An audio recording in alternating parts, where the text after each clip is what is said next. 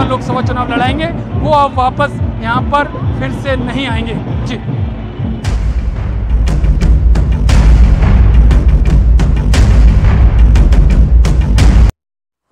और बंगाल से इस वक्त की बहुत बड़ी खबर आपको बता दें, बंगाल में रामनवमी की शोभा यात्रा पर 2 जगहों पर पथराव, आगजनी की खबरें सामने आई हैं।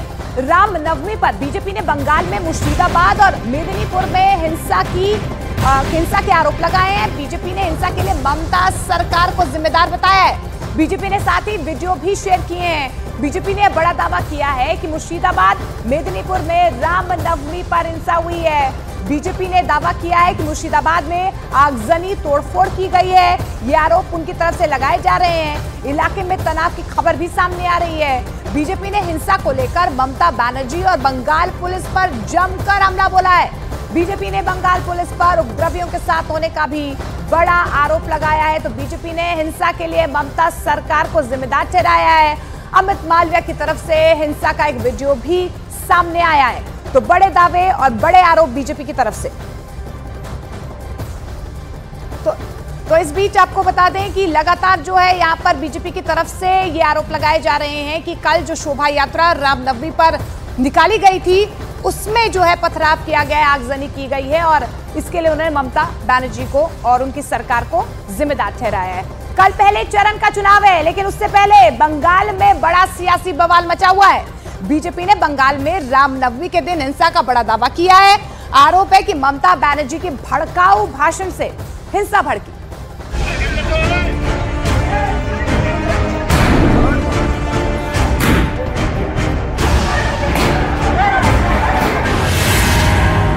रामनवमी पर मचा बवाल,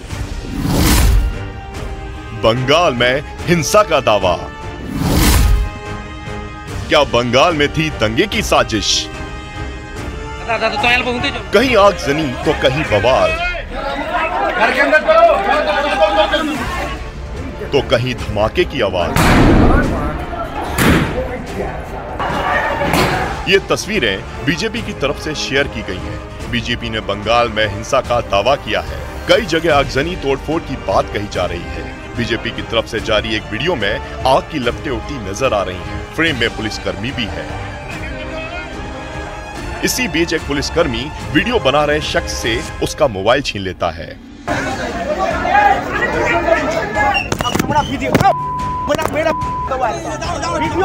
उन तस्वीरों को मुर्शिदाबाद का बताया जा रहा है। बीजेपी की माने तो मुर्शिदाबाद में रामनवमी पर हिंसा हुई। बीजेपी ने मुर्शिदाबाद के रेजी नगर में हिंदू श्रद्धालुओं को रामनवमी के दौरान निशाना बनाने का दावा किया। बीजेपी नेता अमित मालवीय ने अपने ट्वीट में आरोप लगाते हुए लिखा कि मुर्शिदाबाद के रेजी नगर में हिंदू श्रद्धालुओं को रामनवमी उत्सव के दौरान निशाना बनाया गया। बीजेपी ने इस मामले पर बंगाल की मुख्यमंत्री ममता बनर्जी पर जमकर हमला बोला है और हिंसा के लिए उन्हें जिम्मेदार ठहराया है। बीजेपी ने टीएमसी को घेरते हुए कहा कि रामनवमी पर हिंसा की साजिश पहले से ही थी। ममता बनर्जी पहले ही दंगे वाले बयान दे रही थी। आज इनके लोग रेजी नगर में जो किए बहुत ही शर्मनाक, और जिसमें सबसे बड़ा है कि वहाँ का जो पुलिस प्रशासन वो खुद एकदम टीएमसी का कैडर होके उतरा है, एकदम नग्न होके उतरा है और वहाँ पर जो श्रद्धालुओं थे उनको मारा है। जो एक वीडियो रिकॉर्ड कर रहा था, क्योंकि अब उनका पोल खुल रहा है, वो उसका कैमरा तोड़ा है। ये सब पहले से प्लान था। अरे ये तो होना ही था। इन लोगों को मन बढ़ा दिया राज्य की मुख्यमंत्री। पिछले 4 दिन से लगातार वो यही बोलते आ रही है कि रामनवमी का दिन एक दंगा का दिन है। कुछ लोग दंगा करना चाहते हैं, भाजपा दंगा करना चाहते हैं, तो इसीलिए जो भी गाली दे, गाली मतलब जय श्री राम का ध्वनि, जो भी जय श्री राम ध्वनि देगा उसी समय सब लोग अल्लाह की नाम करके शांति की दुआ करना। तो मन बढ़ा दिया। और रेजी नगर में राम भक्त अल्पसंख्यक है, ये लोग पथराव कर दिया। उधर बंगाल में पूरे मामले पर पुलिस प्रशासन की तरफ से कोई आधिकारिक बयान नहीं आया है। बोकारो में बवाल,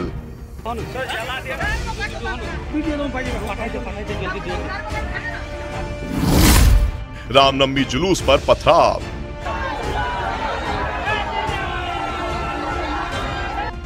रामनवमी पर झारखंड के बोकारो से भी हिंसा की खबर आई। जाला गांव में रामनवमी जुलूस निकालने के दौरान दो पक्षों के बीच विवाद हो गया। दोनों पक्षों के बीच पत्थरबाजी हुई। पथराव के दौरान कई लोग घायल हो गए। बोकारो से आगजनी की तस्वीरें भी सामने आई, जिसमें एक मोटरसाइकिल में भीषण आग लगती हुई दिखाई दे रही है। वहां हिंसा के बाद तनाव बना हुआ है। इलाके में भारी पुलिस बल तैनात है। और इस बीच आपको बता दें, बंगाल बीजेपी के अध्यक्ष सुकांत मजूमदार का टीएमसी पर बड़ा हमला सामने आया है। सुकांत मजूमदार ने हिंसा के लिए टीएमसी को जिम्मेदार ठहराया है। उन्होंने कहा कि टीएमसी के ऑफिस से शोभा यात्रा पर पथराव हुआ। शोभा यात्रा पर पथराव ममता बनर्जी की प्लानिंग थी। तो देखिए, ये बड़ा आरोप लगाया गया है सुकांत मजूमदार की तरफ से। जो हिंसा हुई है, सीधे तौर पर वो टीएमसी पर आरोप लगा रहे हैं कि उनकी तरफ से जो है जो हिंसा भड़की है, और ऐसे में टीएमसी को जिम्मेदार ठहराया है। रामनवमी की शोभा यात्रा पर जो पथराव हुआ है, जो हमला हुआ है, उसके लिए उन्होंने प्रशासन पर हमला किया है। और साथ ही साथ ये भी कहा गया है, जिस तरीके से ममता बनर्जी भड़काऊ भाषण देती, उसके बाद से स्थिति जो है तनावपूर्ण इन इलाकों में हुई है। देखिए, जिस तरीके की घटना घटी है, रामनवमी के शांतिपूर्ण जुलूस पे टीएमसी ने हमला किया है। टीएमसी के प्रधान, उप प्रधान, विधायक, टीएमसी ऑफिस से हमला हुआ है। पूरी ये ममता बनर्जी की प्लानिंग हो रही है और ममता बनर्जी बहुत कोशिश कर रही थी लोगों को उस्काने के लिए। लोग ठीक ठाक थे, हर जगह में शांतिपूर्ण तरीके से रामनवमी हो गया। एक जगह में ऐसा हो गया कि लोग ममता बनर्जी की ट्रैप में फंस गए, और एक पूरी ममता बनर्जी की प्लानिंग है माइनॉरिटी वोट को कंसोलिडेशन करने के लिए। और छत से पथराव शोभा यात्रा पर देखिए किस तरीके से पथराव हुआ है। उसके बाद से बीजेपी ममता सरकार पर बेहद आक्रामक है। बीजेपी नेता प्रियंका टिब्रेवाल ने ममता सरकार पर हिंसा फैलाने का भी आरोप लगाया। तो देखिए, लगातार बीजेपी यहां पर ममता सरकार पर आरोप लगा रही है। उनकी तरफ से साफ तौर पर कहा जा रहा है कि छत से पथराव हुआ है, और जिस तरीके के भाषण यहां पर ममता बनर्जी की तरफ से दिए जा रहे हैं, उसके बाद से माइनॉरिटीज को भड़काने की कोशिश जो है टीएमसी की तरफ से की जा रही है। प्रियंका, भाजपा की तरफ से ये ट्वीट किए जा रहे हैं, कई वीडियोस भी ट्वीट किए गए हैं, जिसमें आरोप ये है कि मुर्शिदाबाद के रेजी नगर में, साथ ही एगरा में भी रामनवमी के जुलूस पर पथराव हुआ है या हमला हुआ है। क्या कहेंगे? बिल्कुल, देखिए, ये तो हर साल जो है ये हम देख रहे हैं कि एक प्रक्रिया बन गई है। जैसे ही रामनवमी का जुलूस निकलता है और उस पर पथराव होते हैं, पत्थर मारे जाते हैं, कई जगह पर गोलियां चलाते हैं, बम मारते हैं, और ये सब हो क्यों रहा है? देखिए, इसके पीछे साफ कारण जो है वो आपको नजर आ रहा है कि इसको उकसाया जाता है। और उकसाता कौन है? इसी राज्य के मुख्यमंत्री।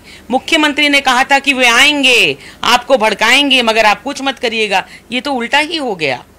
ये तो उल्टा ही हो गया। राम भक्त निकलते हैं तो कौन किसकी उस्कानी के लिए उनके ऊपर हमला करता है?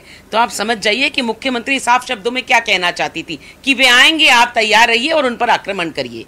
देखिए, एक हिंदू मुख्यमंत्री होने के बावजूद मैं कहती हूं कि मुख्यमंत्री को दोनों पक्षों के लिए सोचना चाहिए, चाहे वो माइनॉरिटी हो या इस देश का हिंदू हो।